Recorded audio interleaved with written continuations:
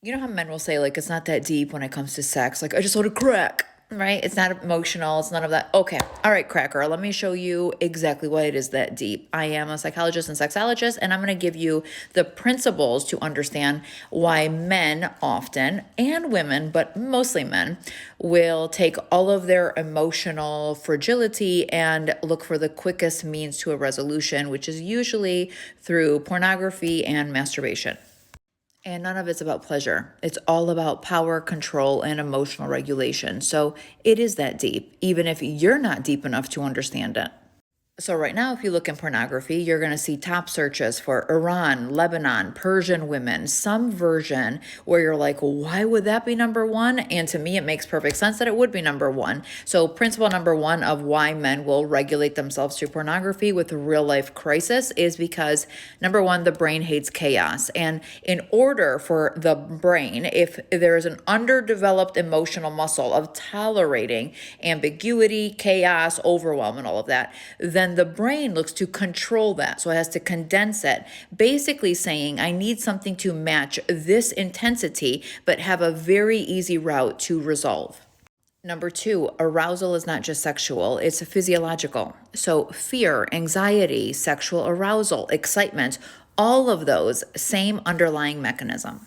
So when there's a rise in the baseline arousal of the individual or collectively, meaning if there's an increase of cortisol, the stress hormone in the individual or even collectively, we hear about this stress on social media or coworkers or however, then the brain will want to get to the quickest resolve, which is a neurochemical cocktail through the easy means that are accessible. Pornography, masturbation, orgasm creates dopamine, oxytocin, prolactin, basically allowing a little bit more presence, a feeling like everything is okay. And that cocktail allows a down regulation of a nervous system that is overwhelmed and doesn't know any other way because what they're stressed about is out of their control.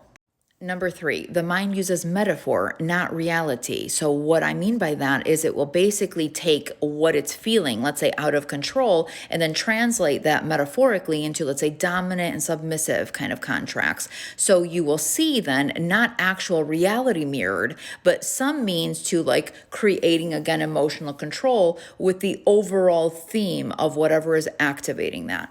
It mirrors the emotional structure of the person trying to get in control with a little bit of that reality sprinkled into it. And number four, in trauma, it's called repetition compulsion. Basically, let me repeat this enough times so that way I can master it. Which basically means let me repeat this emotional fragment that overwhelms me or that I don't have resolve in over and over again so that way it doesn't own me anymore.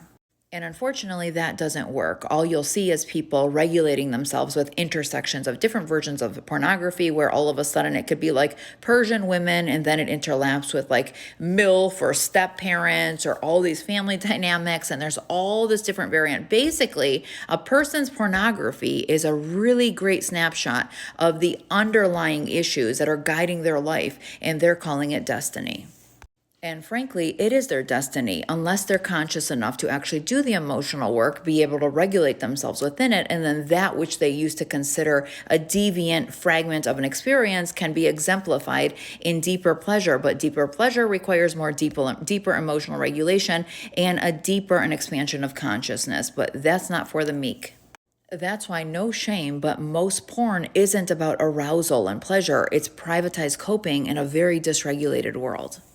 So in summary, if you actually want to live the experiences you watch, go to therapy, and then you're able to see people that will mirror the potential of any of that arousal, that emotional regulation, that joy, that variety, that novelty, all of the reasons why people love pornography and they don't even realize that your brain, if you are actually able to dare to become the person that is big enough to hold that, can then spot people that will also want to enjoy those things. So go to therapy and you will live the experiences of your vitality and pleasure instead of outsourcing it to companies that capitalize on keeping you emotionally stunted and a part of the dysfunctional system that feeds their pocket so that way they can live the lives that you watch.